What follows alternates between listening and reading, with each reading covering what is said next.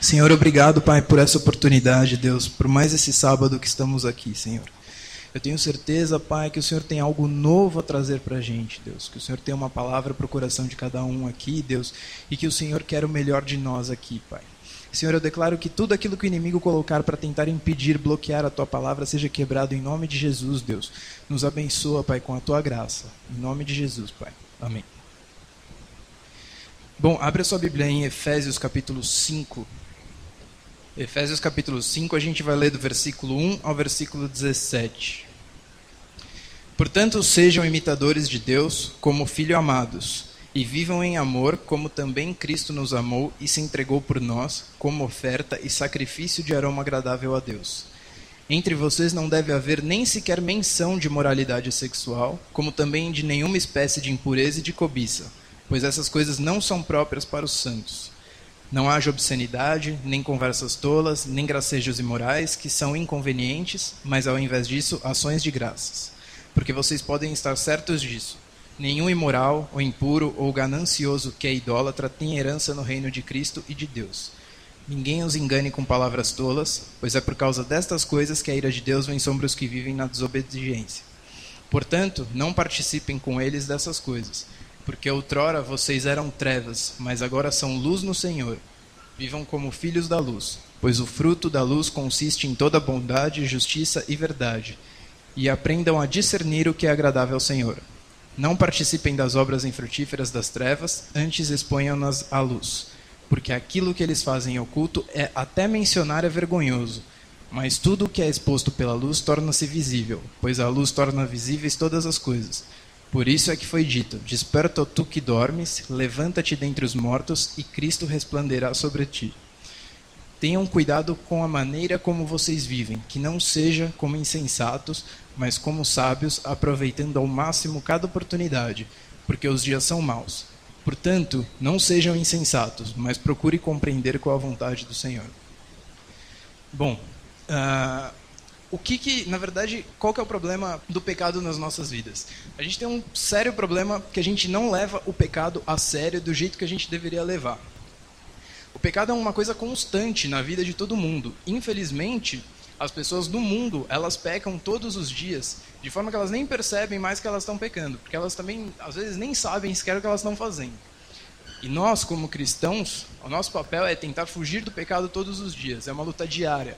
A gente precisa, a todo momento, tentar escapar do pecado. O que é o pecado? O pecado é quando a gente transgride a lei de Deus. O pecado é quando a gente desobedece a Deus. E esse pecado distancia a nossa vida de Deus. É importante que a gente sempre tenha em mente que o pecado é a principal arma que o diabo usa para afastar a gente de Deus. Quando Deus fez Adão e Eva, colocou Adão e Eva no jardim do Éden, eles eram próximos de Deus. A Bíblia diz que na viração do dia, ou seja, quando o dia chegava ao seu final, Adão e Eva eles andavam com Deus no jardim. Deus era próximo deles. Então o diabo trouxe uma oferta, fez uma oferta para Adão e Eva. Falou, se vocês comerem do fruto daquela árvore que Deus falou para vocês não comerem, vocês não vão morrer, vocês vão saber tanto quanto Deus. E Adão e Eva se encheram da vontade de conhecer tanto quanto Deus. Eles quiseram ter o mesmo conhecimento que Deus. E aí eles pecaram. Quando eles comeram do fruto, eles pecaram, e isso afastou eles de Deus. A gente precisa ter a consciência de que esse ato de desobediência, ele cada vez mais nos afasta de Deus. Então, toda vez que você desobedece, você dá um passo para mais longe de Deus. Então, quanto mais distante você está de Deus, mais próximo você está do pecado. E quanto mais próximo você está do pecado, mais distante você está de Deus. É uma questão de lógica. Não é possível você estar vivendo com Deus, ter uma vida com Deus todos os dias, sendo que você peca. O pecado é aquilo que te afasta de Deus. O problema do pecado não é somente quando a gente peca 1, 2 vezes. Quando você peca você simplesmente quebrou uma lei e você já fez aquilo que Deus falou para você não fazer. O grande problema não é quando pecamos. O grande problema é quando pecamos, mas fazemos de conta que isso não é importante. Nós ignoramos o pecado. Porque isso passa a ser uma bola de neve. Isso acaba se tornando uma coisa que vai aumentando a cada dia que passa.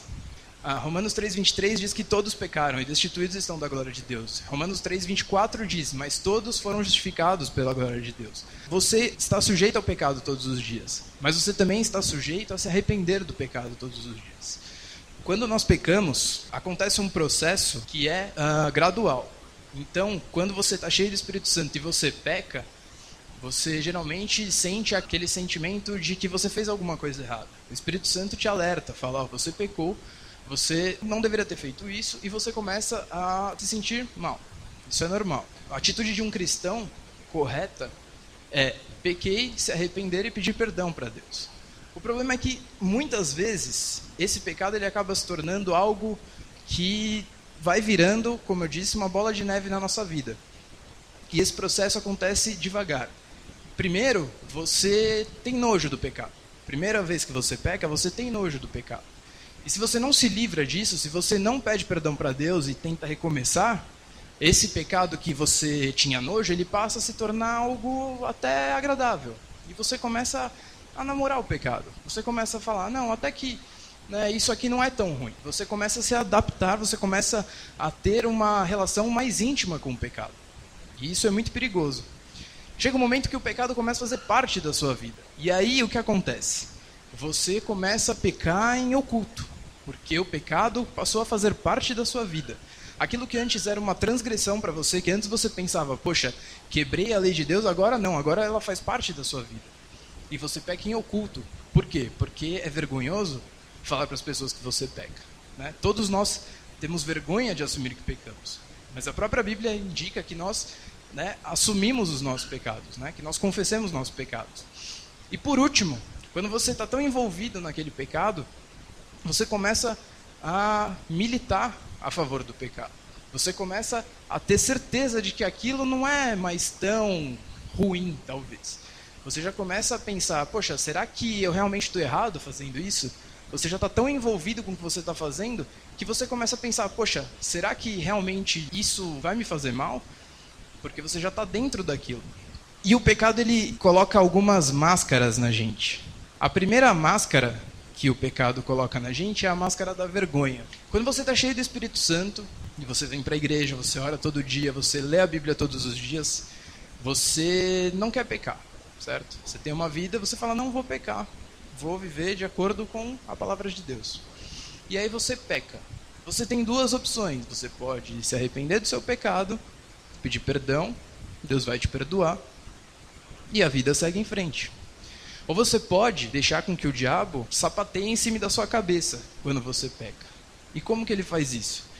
Quando você peca e você começa a sentir aquele sentimento, poxa, fiz alguma coisa errada, o diabo começa a trazer vergonha para a sua vida. Ele te coloca uma máscara de vergonha. E você começa a pensar assim, poxa, não vou assumir para ninguém o que eu fiz, vou começar a ficar na minha. E aí você começa a sentir remorso, você começa a sentir culpa, que não é o sentimento que a Bíblia diz que é correto. Você começa a ficar triste por uma coisa que você não deveria estar triste. Você deveria pedir perdão e Deus iria te perdoar e você ia continuar a sua vida normalmente. Mas você começa a tomar para si uma dor que não é sua. E aí você começa a sentir vergonha. Você vem para a igreja, você continua louvando, você continua adorando do mesmo jeito. Só que não mais daquele jeito que você vinha antes, porque dentro do seu coração você está sentindo vergonha. Você não está se sentindo mais do jeito que você tinha antes. Você queria colocar isso para fora, se libertar disso. Na verdade, você está louvando, você olha para o lado, você tem a preocupação se a pessoa do lado sabe o que você fez. Você começa a se sentir mais preocupado com o que você fez do que o que você deveria estar fazendo. E o diabo usa isso para te distrair. E esse é o primeiro passo, é a primeira máscara que ele coloca em você. Ele te coloca uma máscara de vergonha para você ficar distraído, para você deixar de pedir perdão e se concentrar no seu erro. E não se concentrar no perdão que Deus tem para você. E aí ele vem e te coloca uma outra máscara. Ele te coloca uma máscara de insensibilidade. O que é essa máscara de sensibilidade? Essa máscara de sensibilidade, ela transforma você, que antes era sensível à voz de Deus. Antes você que orava, que você lia a Bíblia, você começa a perder essa sensibilidade. Você começa a perder a vontade de buscar a Deus. Então, se antes você orava, você sentia você ser cheio do Espírito Santo, você começa a perder isso. Porque você deixou com que o pecado fosse mais importante para você do que qualquer outra coisa. E essa insensibilidade vai tomando conta de você. E é isso que você tem que evitar. Você não pode deixar, a partir do momento que você peca, você tem que se arrepender e pedir perdão, porque senão as coisas só vão piorando. Quando você tem essa máscara de insensibilidade, você começa a perder vontade de vir na igreja, você começa a parar de querer assistir o culto, para você tanto faz, tanto fez, ouvir o louvor, ouvir a pregação, porque você já não sente mais isso. Para você não faz mais diferença, é como se tivesse alguém aqui falando qualquer coisa, não faz diferença mais. Deus não parece que não fala mais com você. Eu queria ler um texto em João, capítulo 8, versículo 43, Jesus está falando com os fariseus, e ele fala: por que minha linguagem não é clara para vocês? Porque vocês são incapazes de ouvirem o que eu digo. Jesus está falando simplesmente, você não entende o que eu falo porque você simplesmente não é um dos meus, você não sabe do que eu estou falando. Então os fariseus, eles gostavam de mostrar que eles sabiam de tudo da lei, que eles eram os grandes conhecedores da lei, mas eles não conheciam o ministério de Jesus, eles não conheciam Jesus, eles não sabiam quem ele era. Então, para eles, tudo que Jesus falava era loucura, para eles não fazia o menor sentido. E o problema da máscara de insensibilidade é que ela te leva a um outro problema, ela te leva a uma máscara de incredulidade. Quando o diabo coloca uma máscara de incredulidade em você, você já passou por aquele momento de insensibilidade, você não ouve mais a palavra, você não canta mais do jeito que você cantava, você perdeu simplesmente aquele amor, aquele primeiro amor que você tinha. E aí o diabo ele traz para você o sentimento de incredulidade. O que é o sentimento de incredulidade? Você passa a questionar se realmente tudo aquilo que você acreditou, tudo aquilo que você sempre acreditou é verdade. Será que realmente a Bíblia está certa? Você começa a questionar, será que esse texto aqui, ele faz sentido? Nesse momento você começa a ficar mais sensível ao que o mundo tem para você do que aquilo que Deus tem para você. Você primeiro perde a sensibilidade das coisas de Deus, você começa a ganhar uma sensibilidade ao que o mundo tem para te dizer. Hoje a gente vive uma questão é uma ditadura do ateísmo. É impressionante, você precisa ser ateu, senão você está por fora. Quem é ateu é inteligente, quem não é inteligente. Quando, na verdade, facilmente você pode combater o ateísmo com poucos argumentos. Mas hoje em dia, nas escolas, na faculdade, em qualquer lugar que você vai, se você não é ateu, você não é considerado inteligente. E essa máscara de incredulidade começa a fazer você questionar. Será que realmente Deus está certo? Ou até mesmo, será que Deus existe? A gente começa a se perguntar. A gente entra numa questão tão profunda no pecado que a gente começa a duvidar da própria fé. Será que Deus realmente existe? Se ele existe, onde está ele? Quando na verdade fomos nós que abandonamos a Deus. E nós começamos a questionar onde que Deus está. As dúvidas, elas são normais. Todos nós temos dúvidas, todos nós temos questionamentos, mas a questão é, nós temos que buscar as respostas na luz da Bíblia. E não simplesmente perguntar para aquela pessoa da escola que não sabe absolutamente nada, nunca abriu uma Bíblia na vida. É óbvio que ele vai te falar que Deus não existe. E o diabo tem muitos argumentos para te dizer que Deus não existe. Não significa que eles estejam certos. Nós temos que tomar cuidado com essa máscara da incredulidade. Porque esse questionamento, ele nos leva a um caminho pior. Esse questionamento, ele nos leva a colocar uma máscara da legalidade. O que é a máscara da legalidade? Você começa a dar uma carta branca para o diabo fazer o que ele quiser da sua vida. Então, a partir do momento que você começa a duvidar da sua fé, você começa a questionar, será que Deus realmente está comigo? Será que Deus realmente me ama? Você começa a dar uma carta branca para o diabo para ele te colocar na cabeça aquilo que ele quer que você pense. E ele começa a colocar pensamentos ruins na sua vida. Ele começa a transformar a sua vida num verdadeiro inferno. E ele sabe muito bem como fazer isso. Então, se você der essa máscara, se você põe essa máscara da legalidade que o diabo coloca para você, você simplesmente permite com que ele faça tudo aquilo que ele deseja com você, né? Vou ler de novo o versículo 11 e 12 de Efésios, que Paulo fala: porque o que eles fazem em oculto, até dizê-lo é torpe, mas todas essas coisas se manifestam, sendo condenadas pela luz, porque a luz tudo manifesta. Quando o diabo começa a ter esse controle da sua vida, você já está numa situação que você não se importa mais se o que você está fazendo é bom aos olhos de Deus ou não. Se o que você está fazendo é certo ou não. Você já perdeu o seu senso de importância com relação a isso. Você não está mais preocupado em agradar a Deus, porque Deus já deixou de ser alguém na sua vida. Deus passou a ser alguém que você costumava cultuar, alguém que você costumava adorar, alguém que você costumava seguir, só que nesse momento Deus já não faz mais parte de você. Nesse momento Deus já é algo do passado. Quando o diabo tem essa autoridade para fazer o que ele quer com a sua vida, ele faz você se distanciar de Deus, através do pecado. É isso que o pecado nos faz. Por último, o diabo nos coloca uma máscara de prisioneiro. O que é uma máscara de prisioneiro? É meio óbvio. A partir do momento que você dá essa oportunidade para o diabo controlar a sua vida, ele coloca você dentro de uma questão tão profunda dentro do pecado que você acaba virando prisioneiro do diabo. Você acaba virando prisioneiro do pecado. A Bíblia cita várias vezes passagens que nós fomos libertos do pecado. Nós temos toda a autoridade para sermos libertos do pecado, mas quando nós deixamos, nos entregamos para o pecado, nós voltamos a ser prisioneiros dele. E quando nós nos aprisionamos ao pecado, significa que nós estamos completamente distantes de Deus. Nós estamos no ponto mais longe que nós podíamos estar de Deus. Eu queria que você pensasse nessa noite o que você tem, como tem sido a sua vida a respeito disso. Aquilo que você tem pecado, aquilo que está no seu coração, que você tem considerado que tem infringido as leis de Deus, se você se identifica com alguma dessas máscaras que o diabo coloca em nós, porque pare e pensa, se você colocou algumas dessas máscaras, já passou do momento de você parar e se arrepender e falar, Deus, eu preciso voltar a te seguir, eu preciso tirar todas essas máscaras, porque tudo aquilo que o pecado faz é destruir você. Tá? O diabo, ele tem uma missão, que é te levar para o inferno, e você tem uma missão, que é ir para o céu. A arma que ele usa para te levar para o inferno é o pecado. Ele usa você próprio para te levar para o inferno. Porque você tem a opção de escolha. Jesus, quando veio, morreu por nós, ele deu a opção de escolha para você. Ele morreu, ele sofreu, ele pagou pelos seus pecados. Então, você só sofre pelos seus pecados se você quiser. Você é livre para viver uma vida com Deus.